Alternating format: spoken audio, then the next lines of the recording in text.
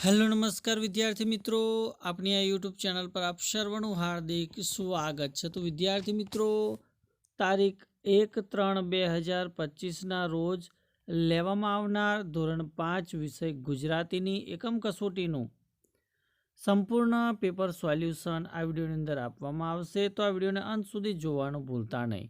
Channel ઉપર જો પ્રથમ વખત આવેલા હો તો ચેનલને સબસ્ક્રાઈબ કરી બાજુમાં આપેલ બેલને પ્રેસ કરી દેજો અને આ વિડીયો તમારા અન્ય મિત્રો સુધી શેર કરજો।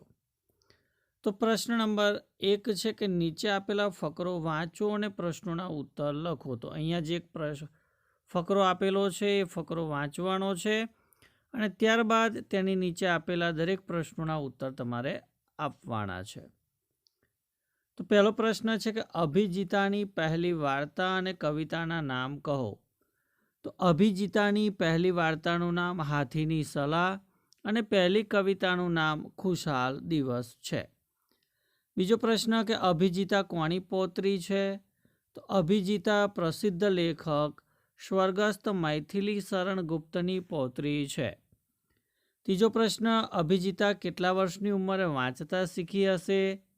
તો અભિજીતા 4 વર્ષની ઉંમરે વાંચતા શીખી હશે। ચોથો પ્રશ્ન કે આ ફકરામાંથી કોઈપણ 3 લેખકના નામ લખો। તો આ ફકરામાંથી કોઈપણ 3 લેખકના નામ જોઈએ તો સ્વર્ગસ્થ મૈથિલી શરણ ગુપ્ત, રસ્કિન બોન્ડ અને સુધા મૂર્તિ। પાંચમો પ્રશ્ન છે કે અભિજીતાનું પહેલું પુસ્તક છપાયું ત્યારે તે કયા ધોરણમાં ભણતી હશે। તો અભિજીતાનું પહેલું પુસ્તક છપાયું ત્યારે તે બીજા ધોરણમાં ભણતી હશે। પ્રશ્ન 2 કે નીચેના વાક્યમાંથી નકામા શબ્દો દૂર કરી વાક્ય ફરીથી લખો। તો અહીંયા પહેલું તમે જોઈ શકો છો કે એ આઉટ થઈ ગયો એવો કે તેના લીધે તે પેવેલિયનમાં બેસી ગયો। તો નકામા વાક્ય દૂર કરીને આપણે વાક્ય બનાવ્યું કે આઉટ થઈ ગયો તેના લીધે તે પેવેલિયનમાં બેસી ગયો। એ જ પ્રમાણે બીજું છે કે એક કાગળ કાઢો, બરાબર। હવે તેને બરાબર વચ્ચેથી વાળો, બરાબર। હવે આપણે તેના 2 ટુકડા કરવાના છે, બરાબર।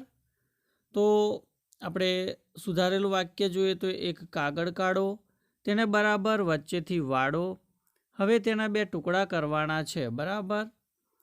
ત્યારબાદ એ જ પ્રમાણે ત્રીજાનો ઉત્તર જોઈએ કે પહેલાં બંને હાથ ઉપર કરો, હવે પગના આંગળા પર ઊંચા થાવ, પછી માથા ઉપર બંને હાથ ભેગા કરો। ચોથાનો જવાબ છે કે અમારે શાળામાં જવું હતું પણ કોરોના હતો એટલે ન ગયા। પાંચમાનો ઉત્તર છે કે રમવું હતું તોય મમ્મીએ રમવા ન દીધા। ત્યારબાદ પ્રશ્ન 3 છે કે કૌંસમાંથી યોગ્ય શબ્દ પસંદ કરી ખાલી જગ્યા પૂરો। પહેલી ખાલી જગ્યા છે કે અમોઘ રાડિયા જુરાસિક પ્રોગ્રામના ખાલી જગ્યા હતા, તો જવાબ આવશે સેફ્ટી ઓફિસર હતા। બીજું, રામ લક્ષ્મણના પિતાનું નામ ખાલી જગ્યા હતું, તો જવાબ રહેશે દશરથ। ત્રીજું છે કે ડાયનાસોરની ગર્જના સાંભળી ખાલી જગ્યા ચક્કર ખાઈ ગયો, તો જવાબ આવશે દિગ્વિજય। ચોથું છે કે લક્ષ્મણ પોતાને રામનો ખાલી જગ્યા માનતા હતા, તો જવાબ આવશે સેવક માનતા હતા। પાંચમું છે કે અમોઘે પાછા ફરતી વખતે પોતાની ખાલી જગ્યા શટલમાં ગોઠવી, તો જવાબ આવશે રાઇફલ। ચોથો પ્રશ્ન છે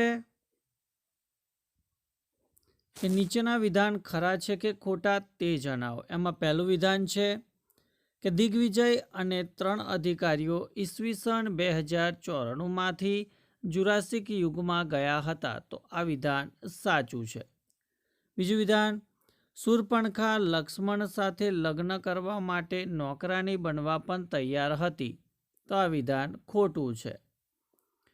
ત્રીજું વિધાન છે કે જુરાસિક યુગમાં દરેક સજીવનું ધ્યાન રાખવાનું હતું, તો આ વિધાન સાચું છે।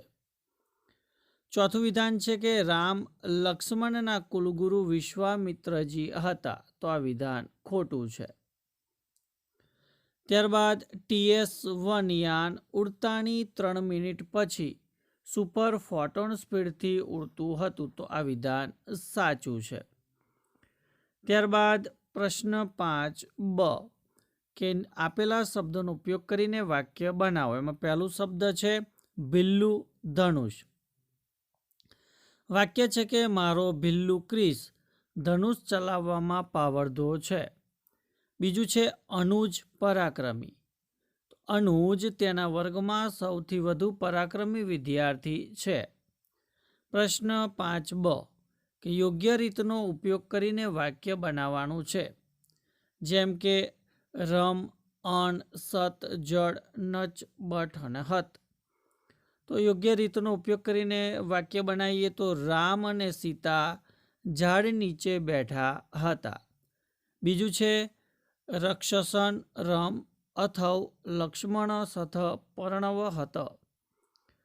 તો વાક્ય બનાવીએ તો રાક્ષસીને રામ અથવા લક્ષ્મણ સાથે પરણવું હતું. ત્યારબાદ પ્રશ્ન 5ક કે સાચી જોડણીવાળો શબ્દ શોધીને લખો. તો અહીંયા આપણને બે શબ્દો આપેલા છે કે સંશોધન અને આપણ સંશોધન, જ્યારે આ ડિજિટલ અને આ ડિજિટલ.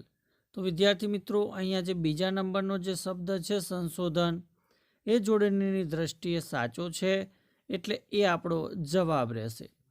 ત્યારબાદ ડિજિટલની અંદર જે પહેલો શબ્દ છે ડિજિટલ એ આપણો સાચો ઉત્તર છે, એટલે કે પહેલો એ આપણો સાચો ઉત્તર રહેશે.